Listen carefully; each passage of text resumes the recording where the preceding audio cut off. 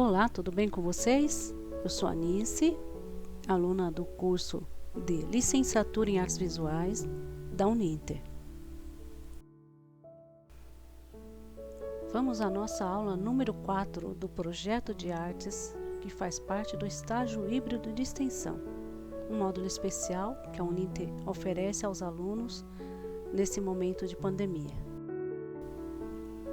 Nas aulas anteriores, o tema foi Nascemos Criativos e como ser criativo em tempos de crise. O público-alvo, jovens e adultos e alunos do EJA.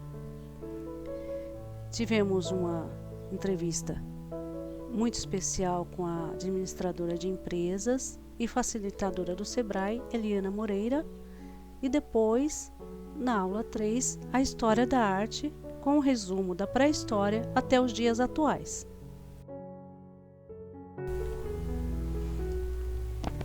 Existem várias técnicas de pintura, como a pintura acrílica, óleo, guache, a mista e aquarela. Nesse curso do projeto de artes, a técnica escolhida foi a aquarela. Vamos conhecer um pouco da sua história, o que é aquarela, quais as suas características, quais os tipos de aquarela, os materiais e a demonstração na prática. Os primeiros registros que se tem de trabalhos próximos à aquarela são do Egito Antigo. Acredita-se que os egípcios utilizavam goma arábica, uma resina natural extraída das acácias, misturada a pigmentos que eram então aplicados em uma superfície. Assim eles trabalhavam códices em papiros e repassavam seus conhecimentos para outras pequenas civilizações. A aquarela surgiu no século II a.C. Era utilizada para pintar diversos materiais, como couro, tela, papel. Um dos primeiros e mais conhecidos exemplos é o Livro dos Mortos, do Antigo Egito. Muitas civilizações usaram pigmentos de água para registrar alimentos da sua cultura, e a aquarela foi uma delas. É uma das técnicas mais antigas de suporte flexível, quer dizer, você poderia pintar sobre a madeira, sobre o papiro e levar para onde você quisesse. Por muito tempo ela foi considerada como uma técnica de estudo que permitia refletir sobre os estágios iniciais do seu trabalho. Foi somente no século XVII que a aquarela foi reconhecida como uma verdadeira técnica, usada em particular nas iluminações. A aquarela é uma técnica muito antiga. Está relacionada com a invenção do papel e dos pincéis de pelo de coelho, ambos surgidos na China há mais de 2000 anos. Inicialmente, era vista com um certo preconceito, considerada artesanal, muito feminina para os hábitos da época. Era uma tinta aguada, sem sobreposição. Eles achavam que não exigia tanta técnica do pintor quanto a tinta a óleo.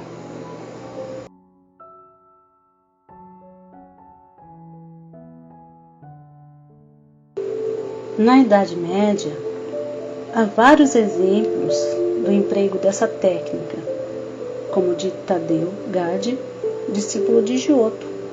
Ele viveu em 1366 e teria produzido uma série de desenhos aquarelados, que ele fez sobre o papel tipo pergaminho.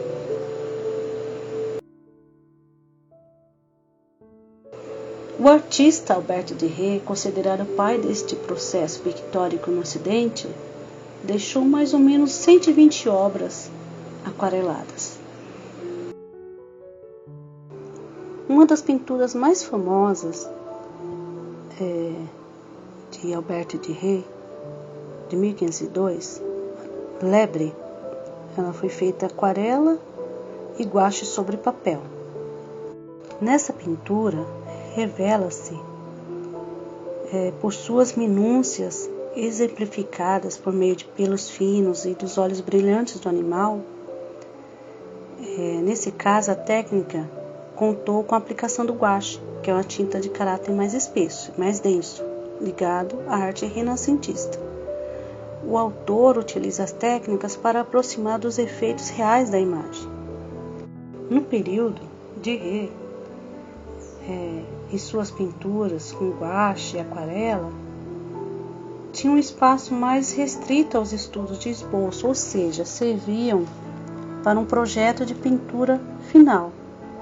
Mas posteriormente, como o inglês William Turner, eles e outros artistas tomam a aquarela como uma técnica propriamente dita.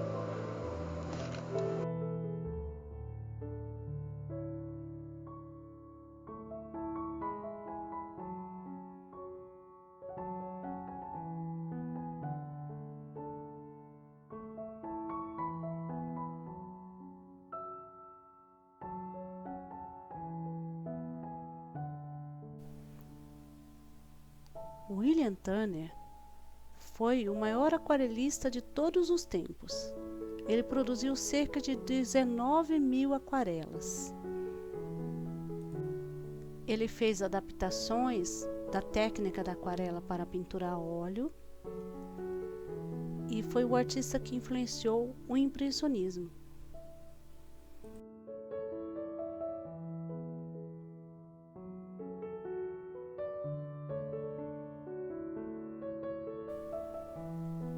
Podemos citar outros aquarelistas da escola inglesa, como Samuel Palmer e Cotman.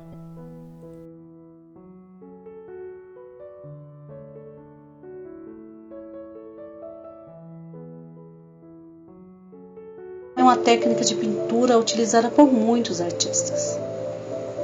Era uma das preferidas dos artistas viajantes, como por exemplo, aqueles que vieram para a América.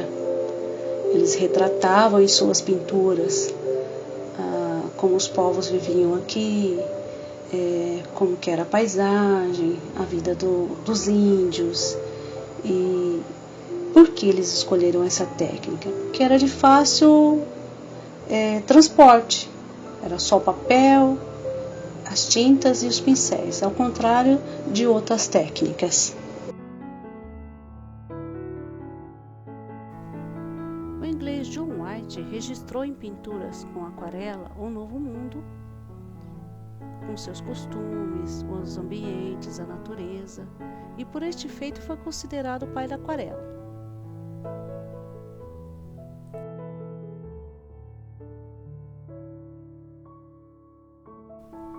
Jean-Baptiste Debré nasceu em Paris, 18 de abril de 1768. Foi desenhista, pintor, cenógrafo, decorador e professor.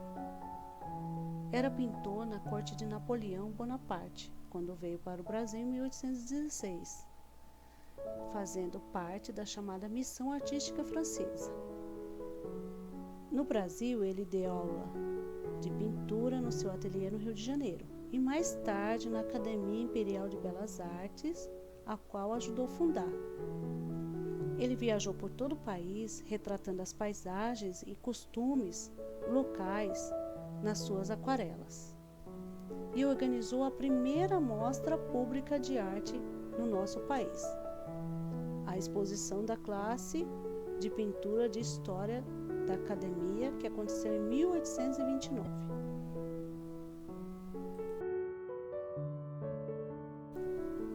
Viagem Pitoresca ao Brasil, uma coleção composta de 3 volumes, com um total de 150 ilustrações, Debré retrata e descreve a sociedade brasileira.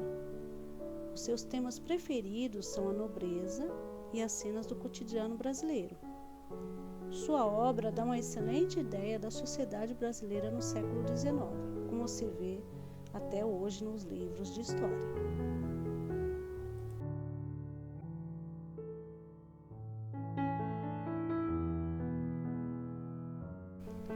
Uma curiosidade, no século XVII na Inglaterra, os jovens estudantes, homens, tinham quase como obrigatoriedade aprender a técnica de pintura para que pudessem ingressar em carreiras militares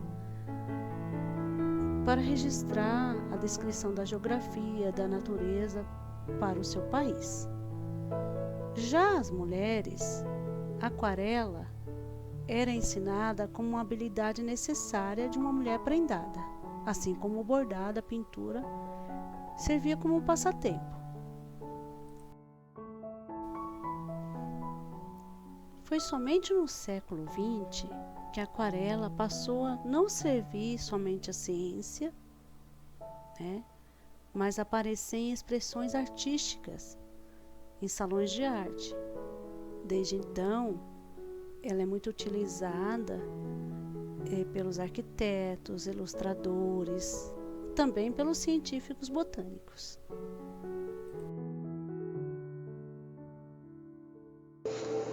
A técnica da aquarela, ela é milenar, mas também ela é contemporânea. Ela tem uma importância nas artes visuais. A aquarela é uma tinta formada pelo pigmento colorido moído e pelo aglutinante, que é a goma arábica. Ela se baseia no uso da água, no qual os pigmentos se transferem para uma superfície, no caso.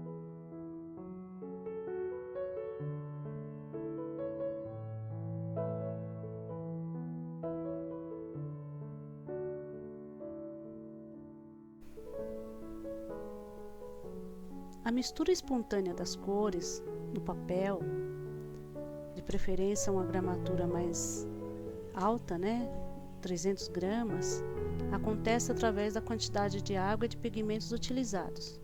A transparência é quem ocasiona a luminosidade da cor e constitui a riqueza desta técnica.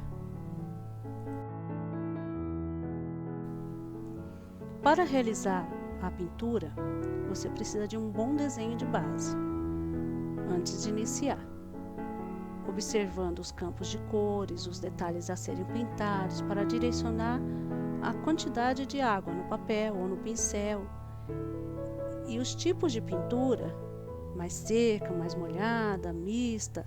Isso nós vamos ver nas próximas aulas.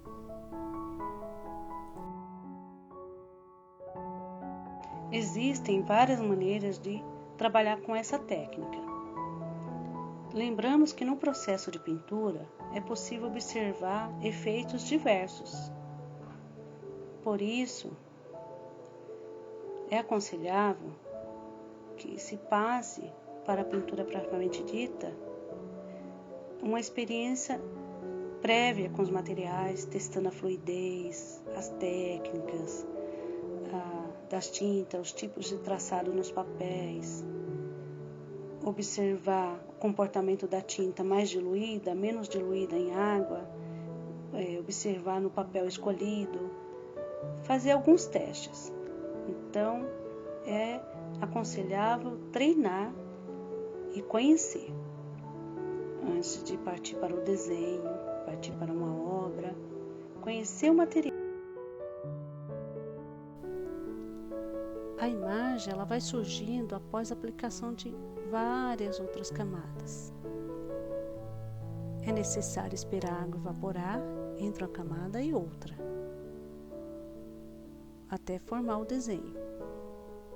Mesmo depois de seca, você pode retrabalhar a aquarela, mas com cuidado para não colocar muita água, força.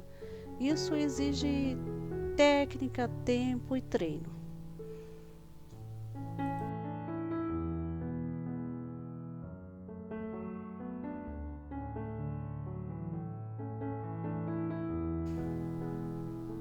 Características da tinta aquarela. Transparente, como o próprio nome indica, baseia-se no uso da água, no qual os pigmentos se transferem para a superfície. Quando evaporada a água, os pigmentos formam manchas de cores sobre o papel, que se fixa através do aglutinante. A aquarela ela pode ser formada por pigmento colorido moído, aglutinante como goma arábica, agentes umectantes como mel, xarope de milho e glicerina. Ela é disposta em diversas embalagens. As mais comuns são as bisnagas, pastilhas, e os formatos não interferem na qualidade da tinta, apenas na forma como ela é utilizada. Os estojos da aquarela em pastilha, por exemplo, são convenientes para o transporte, já que as bisnagas são melhores para as pinturas grandes.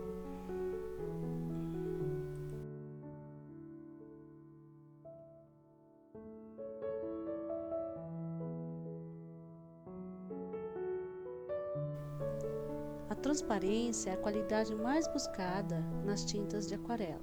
Quanto maior a transparência de uma cor, maior o seu brilho. A mistura das cores transparentes é mais limpa que a mistura das cores opacas e resulta em cores brilhantes e fortes, perfeitas para serem aplicadas umas sobre as outras. O uso das camadas.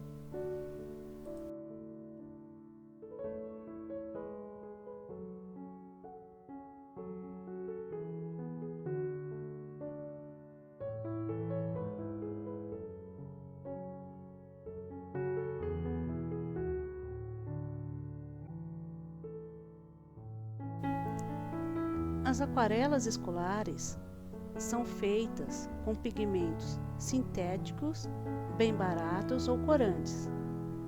É comum vir em pastilhas, como da Faber-Castell, da Léo e Léo, e geralmente nós encontramos também em livros infantis.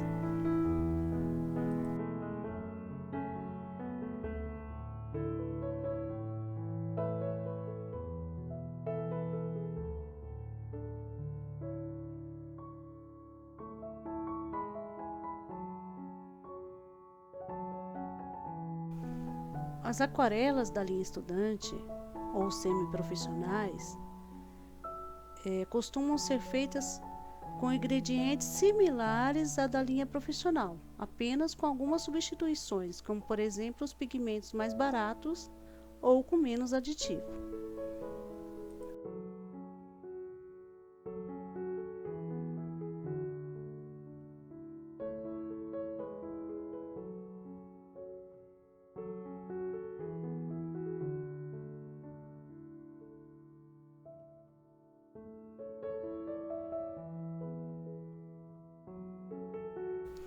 O que determina se uma aquarela é profissional ou não são os ingredientes usados em sua fabricação, principalmente os seus pigmentos.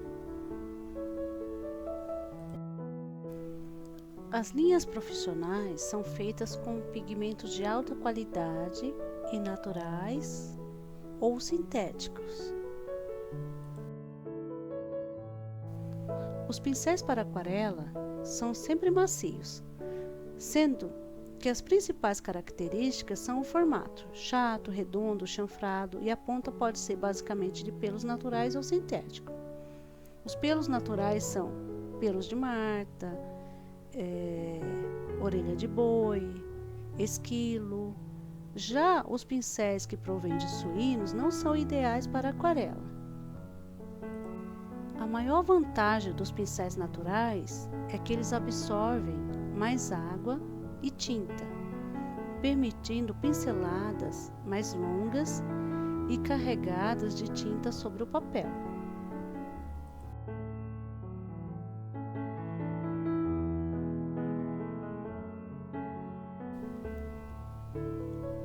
O papel ideal para a pintura tem que ser uma gramatura maior, 300 gramas, e que tenha um pouco de textura.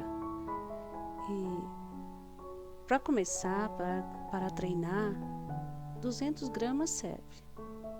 Então, antes de você desenhar ou pintar com aquarela, o ideal é você prender o papel sobre a mesa com fita crepe ou na prancheta com fita crepe também.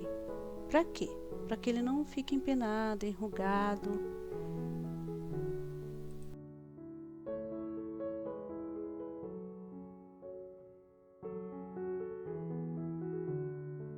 Existem vários tipos de papéis, do mais simples, que é a cartolina comum, que apresenta uma certa densidade, aos mais refinados, feitos com 100% algodão.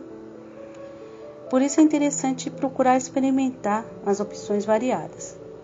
Mas, lembrando, comece com aquilo que você tem, vá conhecendo o seu material. Se você acha interessante, invista em um material melhor. Vai conhecendo a técnica, faça testes, treine bastante, para depois começar a produzir aquilo que você deseja, aprimorar cada vez mais.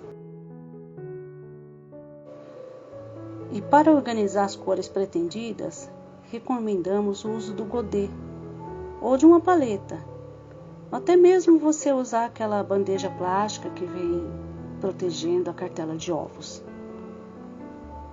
Outra opção é usar aquela bandeja que vem os ovos de codorna.